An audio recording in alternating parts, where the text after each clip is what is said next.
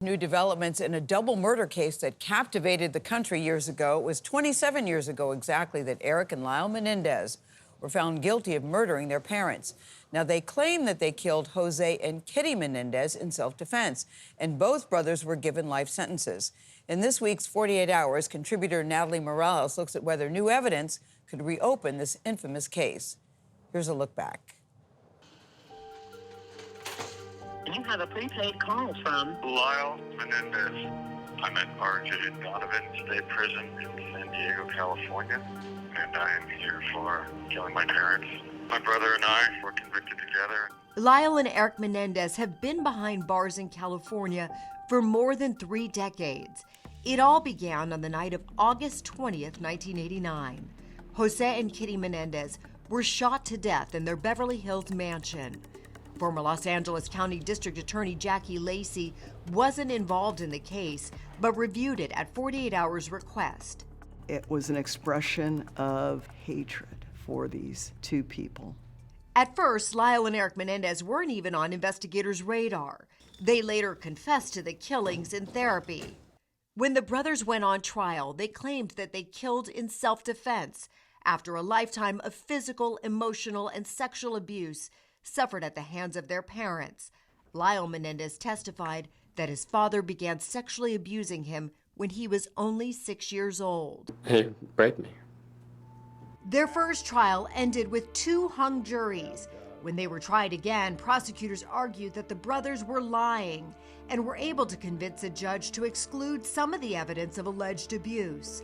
That's when they were convicted of first-degree murder and sentenced to life in prison.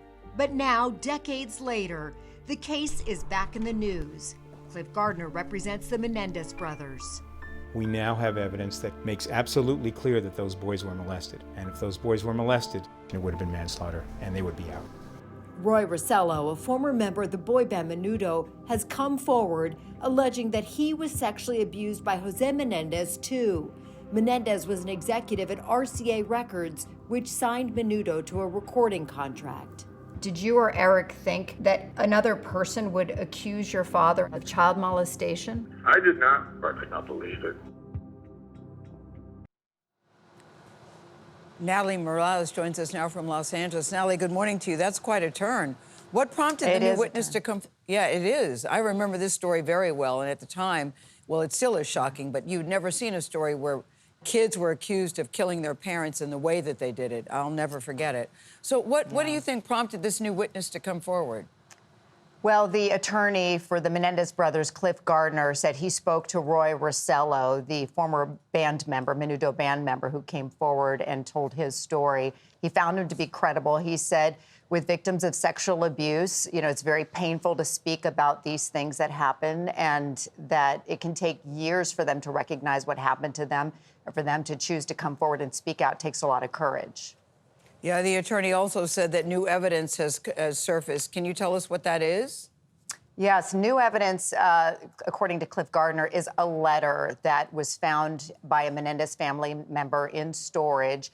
And this letter was written by Erik, according to Gardner, in the months leading up to the crime. In that letter, Erik wrote to his cousin, alluding to the sexual abuse that he was undergoing at the hands of his father. And Gardner says this is contemporaneous proof that the abuse was happening, Gayle.